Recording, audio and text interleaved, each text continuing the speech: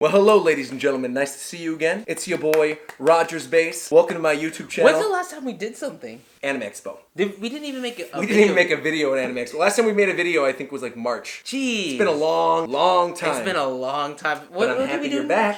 What did we do in March? Oh, no, it wasn't March.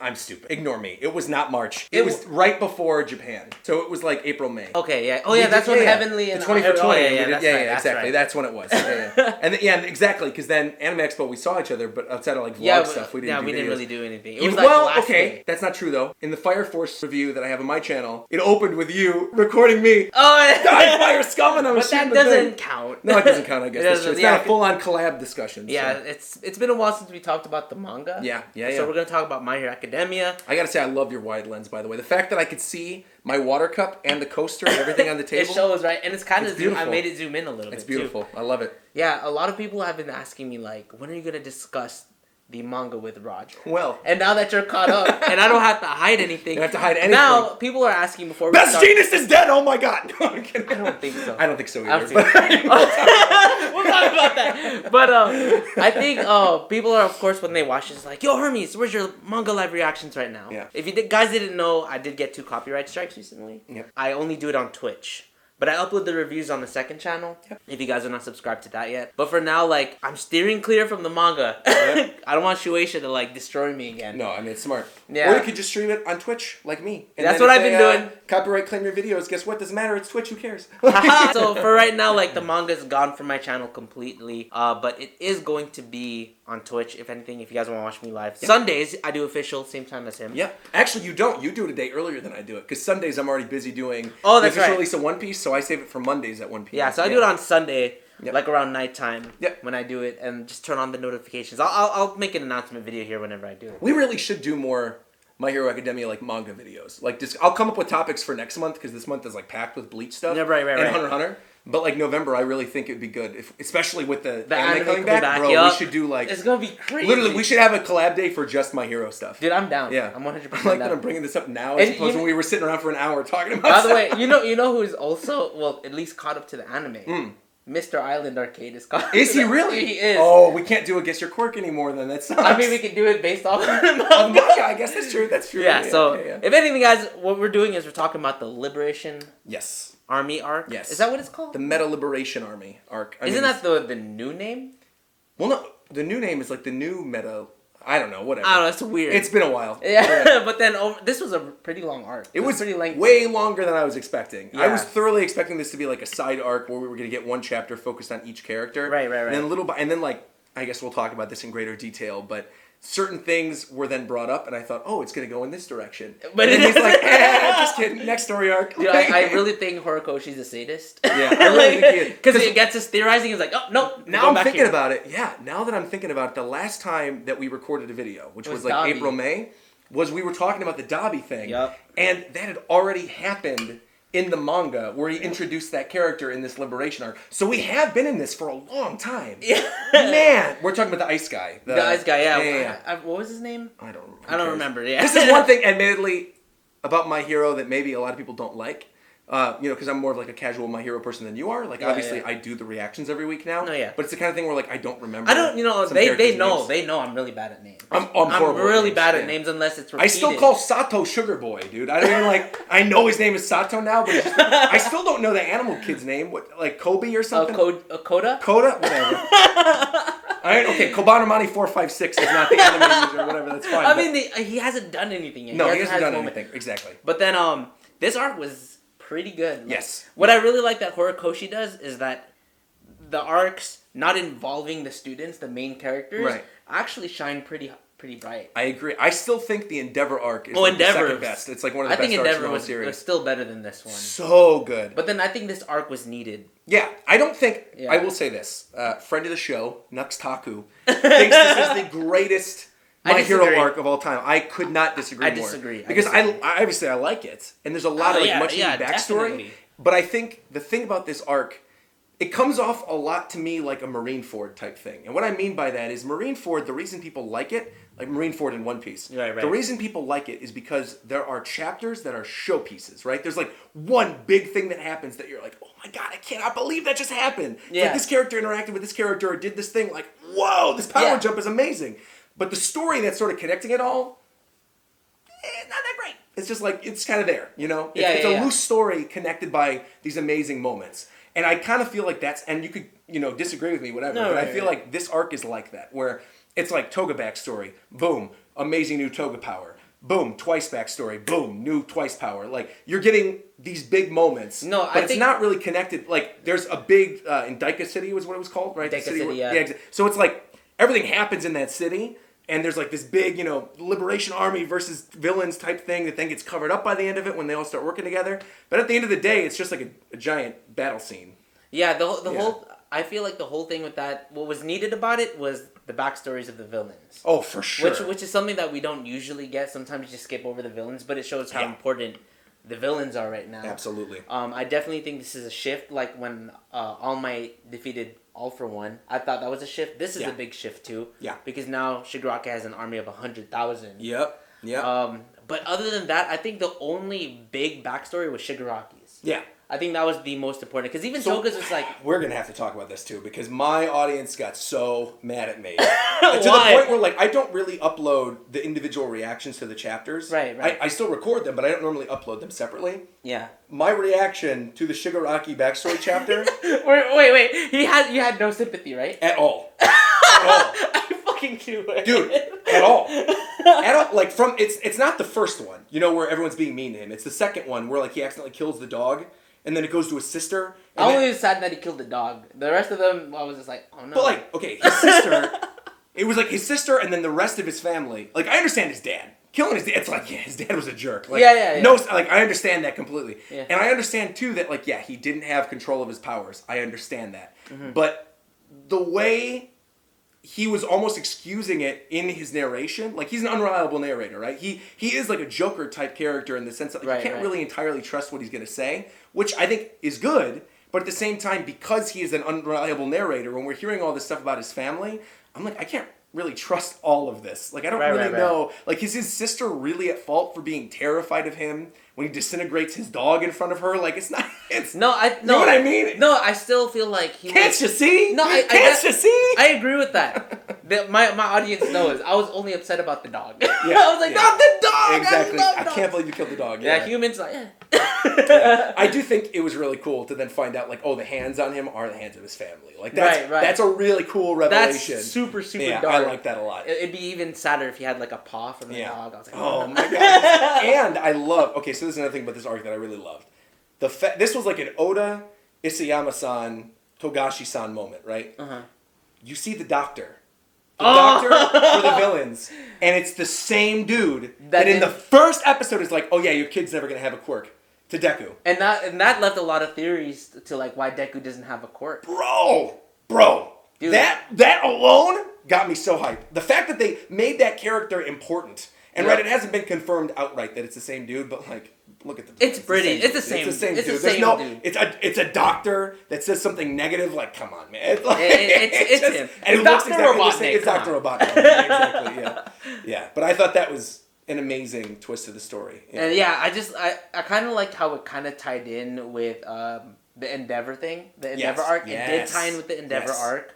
Also, just the growth of the villains. Because one of the big comparisons that I was making is like, yes, the Liberation Army, they had like 100,000 people, right? But it was quantity, not quality. Exactly. And that's why the villains destroyed them, despite them being weak at the moment, tired, poor. Yep. They destroyed them.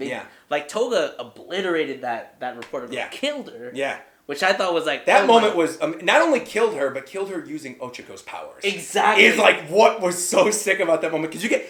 Toga, I will say this. Toga's backstory, I sympathized with. That was... Because she wants... Like, her way of showing love... Like, she thought because of her quirk her whole life... Oh, you show blood by, like... Love by showing blood and sharing blood and all that. So that's, like, for her, when she bites things... You know, like, she'll bite things and they'll bleed and she'll think, like, oh, it's because it's so cute. I love it so much. Right. She's not doing it in any mean way. No, it just... And then, or like the guy that she was obsessed with that looks kind of like Deku. And then she accidentally, like, almost kill... Or does she kill him? Is this ever confirmed if she kills him? It didn't confirm. They never confirm it, but, like, he gets attacked I was saying it's because, like... it was the parenting that was done wrong. Exactly. If the parenting was done right, then she wouldn't have turned out the way that she was. Exactly. But because people treated her almost like the way that they treat the main character in Fire Force in the very, very beginning. Where it's like, you're like a demon. Like, you killed your family and you burned down everything. She just went the other way than Shinra in Fire Force. So I 100% agree with that. Yeah. But did you know, and this was mad, people were mad at me for this. So I was not surprised that Toga can use Otsuka's quirk. Me neither. I wasn't surprised. No, that seems like the natural progression of the That's what I thought was going to happen. If you can become somebody else, it would make sense that, like, because people assumed back when we had the gang orca fight, right, and we had her transforming with Kami, a lot of people initially thought, Kami's power was like shape-shifting and transforming, when you find out, no, it's actually Toga. There's nothing to do with Kami. Right. That was really, really cool, but then you were like, okay, well then what is Kami's quirk? Exactly. And so with this, it's like, okay, well the natural next step is if you could shape-shift, you could then use that person's powers. Yeah. So like that to me I feel like it would also be like, who is it, Monoma? Monoma. Yeah. Monoma's kind of sucks now, though. When you got Toga's powers, and it's like, Monoma can just temporarily copy them. Exactly, but then I don't know if she'd be able to use, like, Deku's quirk or Eri's quirk. Well, that's going to come up at some point. Right? Yeah. I mean, because especially with Deku having multiple quirks, if, like, she somehow... Didn't she get some of his blood, though? That's what I'm saying. Like, that's going to come up at some point. Like, if she somehow can activate his quirk, and then... Like, can she also activate the latent quirks within his quirk now that we know about the Black Whip? Because then if that's the case, she could be set up as like one of the final fights of the series. Like, ultimately with that quirk. But then All Might did say the only way that they're going to be able to use the quirk, right? What's it called? The One For All? Yeah. The only way that they're going to be able to use it is... What's it called? Because I was going to say the all He's a casual, can't you see? I was going to say the all for one quirk. I got to say, Can't You See's become my all-time favorite meme and all that. That's from the Endeavor one. I love it. I walk around to people sometimes and I'm just like, can't you see? No, but like, KFC's out of chicken. Can't you see? It's KFC. How could you run out of chicken? It's not a chicken? Yeah. No, remember, All Might said that they have to agree to... receiving the quirk, right. Like they have to pass it down, right, or forced upon them, right. So I think it's completely different in that sense. Like, I don't think she'd be able to use it completely. We'll see. We'll see. Yeah. But in terms of I liked her story a lot. Twice's story was like, it was okay. I will say though, Twice, man, in terms of like some of the villains, I could not have cared about this Deadpool ripoff at all when he first gets announced. Like when we saw him in that original arc, to the point where like when he got reintroduced in a later arc, and we saw him like in his apartment, we were supposed to know who he was, and people during my read through were like, "That's Twice. You've seen him during the camp arc. Like, how could you forget who this dude is?" Yeah. I'm like, "I'm sorry. This dude completely went past me. I don't remember him at all." Yeah, he didn't really do much in that. No. Now he's like legit one of my favorite characters. He's like hilarious. After the stuff with Overhaul, in the Overhaul arc with Toga, and then seeing the stuff in this arc as well, and then now there's like thousands of him just like roaming the streets. And, I really genuinely like Twice to the point where I'd say he's probably one of my top 3 favorites of the villains now. Yeah, he's one of my favorite I really, villains. really like him. What I was disappointed in is that there was no development on some of the other villains, like Mr. Compress. He's so useless to me right now. Not doing anything right now. And then Dobby, I thought there was going to be some development. So that's what I was talking about earlier. Mad. When you told me, I was so mad. You told me when we did that Dobby video, because I wasn't caught up to you at that point. You had told me specifically that there's something that just came up in the manga that sort of alludes to there is a connection with the Todoroki family, and we're going to have to see how it plays out. And so I finally got to the moment where you see the dude with the ice quirk, and I'm like, oh, there's going to be something here. Right? There's like maybe another son or whatever. Like, this is going to be crazy. We're going to have the two of them, like ice and fire. And then when it didn't amount to anything, and then we even see them working together at the end of the arc when you see the villains and the Liberation are now together, I'm like, they're not going to address that at all? Like, that fight just ends and there's no resolution? Exactly. That's why I was like... All right. Which, admittedly, Shigaraki's final attack was incredible. That was pretty... And leveled pretty much the entire city. And so I understand why all the other fights pretty much ceased at that point. When you've got, Redestro there with his lost legs. And it's crazy. It's a really, really, really great moment. Oh, yeah. But at the same time, I think because they ended it in such a bombastic way, I think a lot of the smaller loose ends couldn't really be tied up in any fashion that would make sense. Yeah, I felt like some parts of it was just kind of thrown. Yeah. And that's what I meant by saying it was like really good moments tied up with kind of a loose story. As opposed to like a really tightly lit story like the Endeavor stuff. Yeah, that's why even though I sound like Nux, like even when you said that was like defining, I was like, it is, but not really. There's bigger moments. Like I even enjoyed the Overhaul arc a little bit more than this one. Oh yeah, I mean overall is my favorite still. Yeah, and we're getting that in the anime. Yeah, I love it. Yeah. So I felt like that was, and I even enjoyed Endeavor's thing a lot more. Endeavor's thing is fantastic. So now we could bring, is Best Jeanist dead? No, I don't think he's dead. No, it's a shonen. Yeah. And also Best Jeanist is so popular to the point that we got in trouble for making fun of how popular he was on multiple videos. So I truly don't think Best Jeanist is dead, and I don't think Hawks would ever kill Best Jeanist. It to me seems like something, because we've seen Hawks a lot recently with that little camera thing behind him, where we're not really sure what that is, if that's them watching him or whatever, But he has that weird little kind of still unexplained, semi-unexplained camera thing on his back. So to me, I'm wondering if there was something where he disabled it or got him in a room alone using the jeans. Maybe they muffled the sound by wrapping them all in clothing or whatever. There's gonna be some weird explanation where it's bro, this is what's happening right now. Yeah. I'm gonna kill you, or you're gonna have to pretend to be dead, or one or the other. But he's crumpled up in that bag pretty tightly. Yeah. So I'm wondering if maybe because we don't know what students have worked with him in the past, and how Tokiyami is working with or has worked with Hawks. Yeah. Part of me was thinking, the Meatball Kid from the arc with one B and one A. Yeah. I was thinking maybe the Meatball Kid is working underneath Best Jeanist, kind of like how Bakugo was. Yeah. And somehow crumpled his body in some weird way and then tossed him in the bag. Or there's some other quirk that maybe makes you seem as though you're dead. Or maybe somehow Best Jeanist made a version of himself. Right, like a thread doll or something. Yeah, that's exactly what I was thinking. Exactly. Something similar to that. But I do think ultimately it's going to amount to Hawks telling Jeanist the full plan while the sound is muffled via clothing or something. Yeah. Yeah. And I do think, this is just a theory. Yeah. Hawks is gonna die. Oh, for sure. He's gonna die. The death flags are waving for him. And he's a super popular character, but I think he's gonna do something that is this big epic sacrificial moment where it's he was number 3, but now he's gonna jump to because he was number 3 and then number 2 and then now, was he number 3? Yeah, he was. Yeah, wasn't he number 3 when it was All Might, Endeavor, and Hawks? Because Jeanist was 4, wasn't he? I don't remember the popularity. He was either 3 or 4. It was one of the two, and then he moved up to 3 or 2. Yeah. So yeah. Yeah, I just think he's gonna die. Yeah, I think so too. I'll be sad though. Me too. I mean, at first I wasn't sure if he was gonna be good or bad because it was too I don't know. It was wavering for me, but then I could see the goodness in him. Oh yeah, even in the most recent chapter. Well, I don't know if it's the most recent chapter anymore. No, when he was telling... where he's telling Endeavor. He's trying to hint to him. He's please pick up on this. Please, what I'm trying to tell you. Pick up on this. Right then I was okay, this is... He's actually trying to fucking tell him. Yeah, for sure. Read it. Yeah. It was really good, though. This is completely outside of the arc, by the way. Yeah, no, yeah. Were you at all confused when you saw the Starscream guy or whatever his name is, that new magician dude, the villain with the glass powers? Were you confused at all when you saw him and thought for maybe a second he was Shigaraki? Because the way that was drawn with his hands all over and with the beard, I didn't see the top part of his head, I didn't see his eyes, and I didn't see the hat, and I just saw the bottom, and I thought it was Shigaraki wearing a weird outfit. And then immediately when I reread the panel, I'm oh, that's not Shigaraki. Oh, no, I didn't. I was confused about that. Okay, well, I was. Exposing myself. Casual. Yeah. No, this arc was, what would you rate it out of 10, though? 8.5. 8.5? I would say it's if you're saying overall. Is it a top 5? Is it a top 5? Oh, facts. Yeah. It's a top 5 arc? Yeah. I would maybe even argue top 3. Top 3? Really? But it's not top 2. Top 2.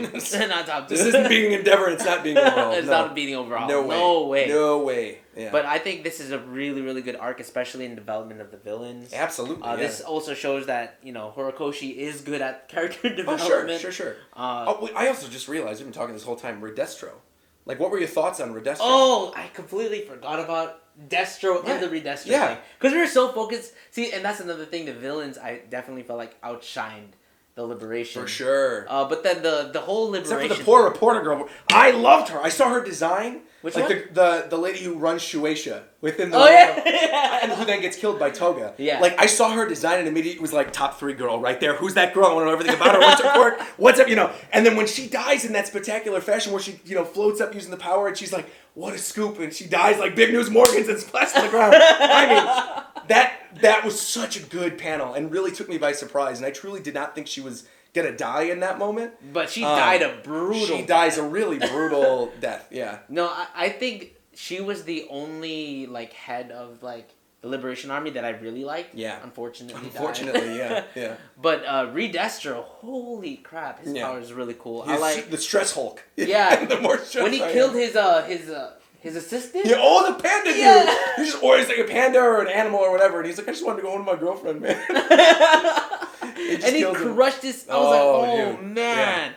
But yeah, I think if there, because it was going to allude that it was going to happen, but of course Shigaraki won this. But if it was Gigantomachia versus Redestro, who do you think would have won? Oh, Gigantomachia for sure. Gigantomachia. Yeah. Dude, when he came in, it was like that moment in like Endgame. Spoilers for Avengers Endgame. But at the very ending, where then everyone goes like, oh, that's, or whoever it is. It's like Doctor Strange is talking to Wong, and then Wong's like, what more could you want? And then all of a sudden you see the giant Ant-Man like come out of the ground holding like Rocket Raccoon and Hulk. Yeah. To me, like Gigantomachia showing up was that moment. It's the kind of thing where it's like, okay, now if like you thought it was going to go in the direction of Redestro, it doesn't matter at this point. Gigantomachia is here. And then seeing Shigaraki's resolve and being like, oh yeah, this is the true next master. Yeah. That to me was like, yeah. And Gigantomachia just being like, okay. Yeah, and he's a beast. I mean, he's like destroying villages, and all the villagers are trying to fight him for so long. It's amazing. He's just running through everything. Yeah, there's like not even a question. Dude, I definitely like. There's moments. You're right. There's a lot of moments where you're just like, oh man. Yeah. And a lot of the cliffhangers are like, what the hell? And the high, like I said, the highs are highs, man. It's like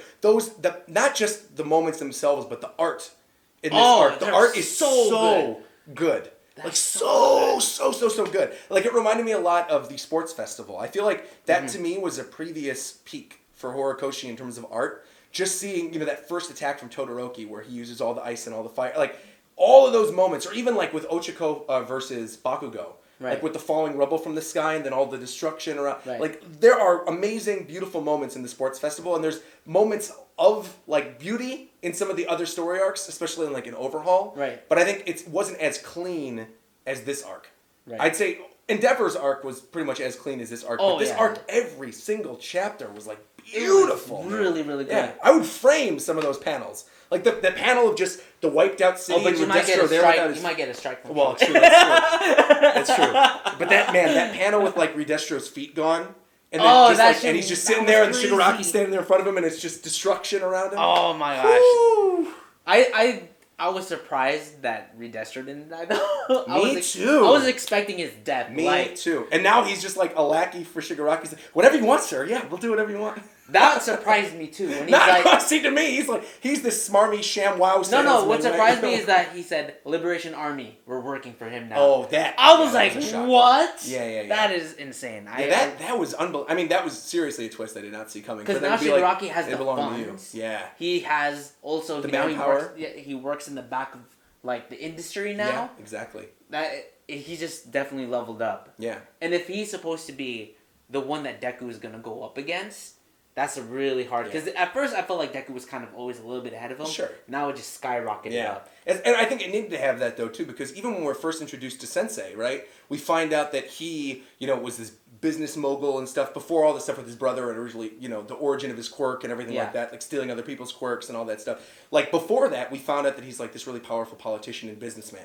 Right. And so I think you needed to have that sort of validity within their own organization and, like, with their own businesses and stuff for Shigaraki before he could even try to come close to his level. Right. So, yeah. And I know this is past this arc, but when they said 4 months, right? Right. So what my audience was telling me was like, that is when year 2 of UA happens.